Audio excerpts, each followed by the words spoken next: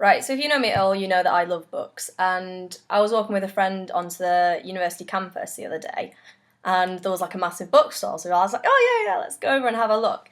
And they were all for £1. Like literally, they had these like amazing, like, you know, the Brat, I don't know how you pronounce it, Bradt, Brat, like massive travel books for £1.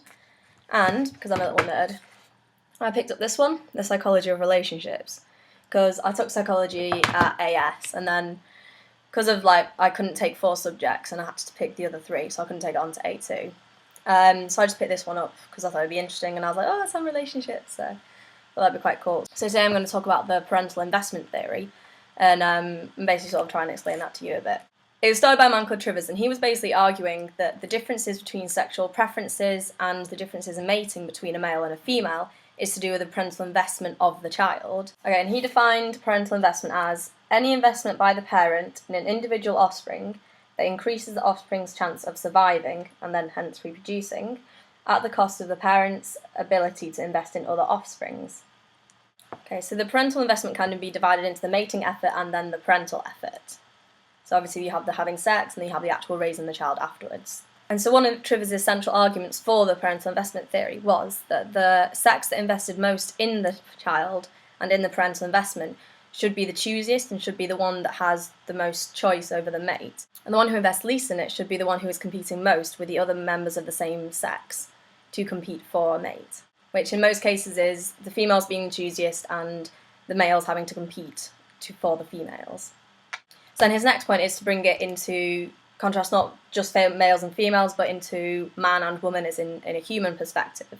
So with men have a very large amount of sperm and they can be fertile pretty much their entire life. And I think the oldest man to be a father was about 91, 92 years old. And then it says here, there's an actual quote from the book. This is like a professional book as well. Each mating can take little times in terms of energy. Direct quote, in fact, a man can make a baby in less time than he can make a cup of tea. Which I just thought was quite funny. Basically, the man's optimal reproductive strategy is to have sex with as many women as possible, so the chances are some of them will get pregnant and therefore his genes are carried on and everything. Which is, in sort of psychological terms, which is one of the fundamental reasons for sex, is just to pass on the genes. So another one of the points is that really all a man needs from the female is for her to be fertile, which is why men are attracted to big boobs, big bums, because they're a sign of fertility. It's also a sign that a woman is healthy and therefore able to produce a child. In evolutionary terms, really, once a man has had sex, that's a lot of the times that's his bit done. He can then move on, have sex with other females, pass on his genes some more. Whereas for women, it's quite different because we actually have to carry the baby. So we only have 1 egg a month, so we could basically produce 1 child, unless you get twins and triplets things, but they are very rare. And our reproductive timeline is also a lot less. Ours is only about 30, 35 years, and then we go into menopause, and then we're not very fertile anymore. Which is also why men are usually attracted to younger women, because obviously for a male mating perspective, he wants a fertile woman who can produce children to carry on his offspring. So that's why he would rather pick, say, a 29-year-old over a 35-year-old. Woman is also different because obviously it doesn't end there with the sex. Basically, we've got to carry it around with us for 9 months and we've got to provide nutrients for it, which is why women are more choosy with their partners, because they want to make sure they get good genes for their child, because they're going to then have to raise the child. So once she's given birth in the hunter-gatherer past, she would have then had to breastfeed it for quite a few years and nourish it and make sure it survives, because without the mother there, the baby's pretty much dead. And in some cases, the male will stick around as well, but in a lot of other cases, he will have moved on and it's just up to the female to care for the child. Investment in the parental success of the child is a lot more heavily weighted than the males, and that's why women might tend to choose a man that will stick around more, because then there'll be more help for the child and more chances that her child will survive.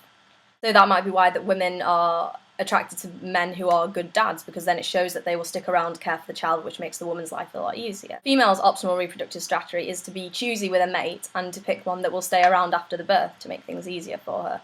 Whereas the man's, if you remember, was just to have sex as many times as possible to get his genes out there.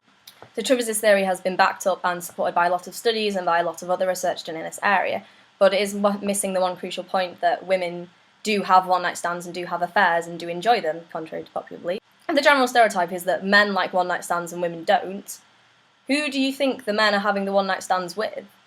Unless you're suggesting that all men having one-night stands are gay, men have to be having one-night stands with women, so why is that the stereotype that women don't like one-night stands? Because if men are having them, women are also having them. Anyway, I digress. And yeah, basically that was the parental investment theory. Hopefully you understood that. I know I'm quite bad at explaining things. Hope you enjoyed this video, and I'll probably be uploading more psychology ones as well.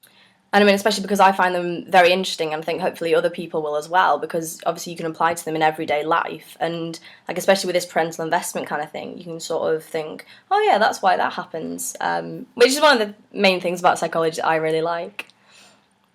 So yeah, bye.